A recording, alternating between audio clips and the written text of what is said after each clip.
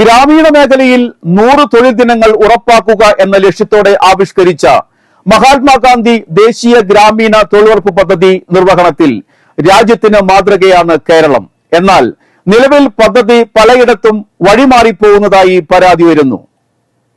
തൊഴിലുറപ്പ് പദ്ധതിയിൽ സമാനതകളില്ലാത്ത നേട്ടങ്ങളുമായി കേരളം മുന്നോട്ട് കുതിക്കുകയാണ്.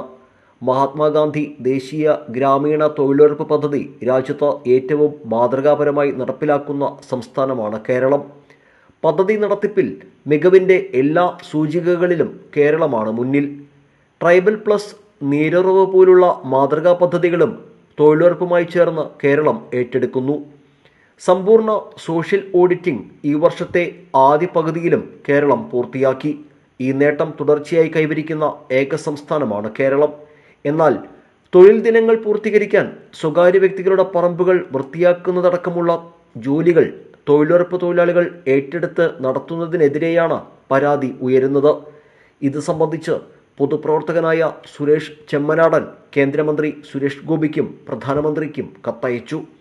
മഹാത്മാഗാന്ധി ഗ്രാമീണ ദേശീയ തൊഴിലുറപ്പ് പദ്ധതി ഇപ്പോൾ വീടുകളിൽ മാത്രമായിട്ട് ഒതുങ്ങിയിരിക്കുകയാണ്.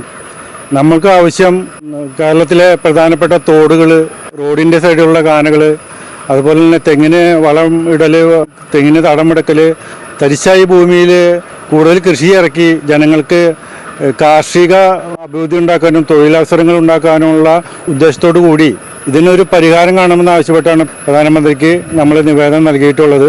അതിന് എത്രയും പെട്ടെന്ന് നടപടിയുണ്ടാവുമെന്ന് സാധാരണക്കാർ പ്രതീക്ഷിക്കുകയാണ്.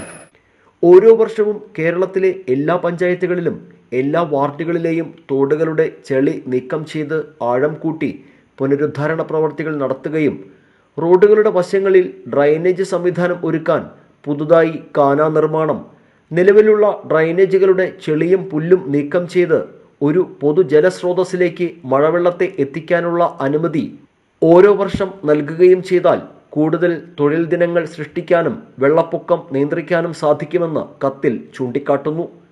കാർഷിക പ്രവൃത്തികളായ തെങ്ങിന് തടം തുറക്കൽ, നെൽകൃഷിക്ക് നിലമൊരുക്കി ഞാറുനടൽ, കൊയ്ത്തുപണികൾ, തരിശുഭൂമിയിൽ നിലമൊരുക്കൽ എന്നിവയ്ക്കായി തൊഴിലുറപ്പ് പദ്ധതി ഉപയോഗിച്ചാൽ കൂടുതൽ തൊഴിൽ ദിനങ്ങൾ സൃഷ്ടിക്കാനാകുമെന്നും കത്തിൽ പറയുന്നു. അപേക്ഷകൾ പ്രധാനമന്ത്രിയുടെ ഓഫീസിൽ സ്വീകരിച്ചതിൻ്റെ രേഖകൾ സുരേഷ് ചെമ്മനാടന് ലഭിച്ചിട്ടുണ്ട്. വിഷയത്തിൽ അനുഭാവപൂർവമായ നടപടികൾ ഉണ്ടാകുമെന്നാണ് പ്രതീക്ഷയെന്നും ഇദ്ദേഹം പറയുന്നു.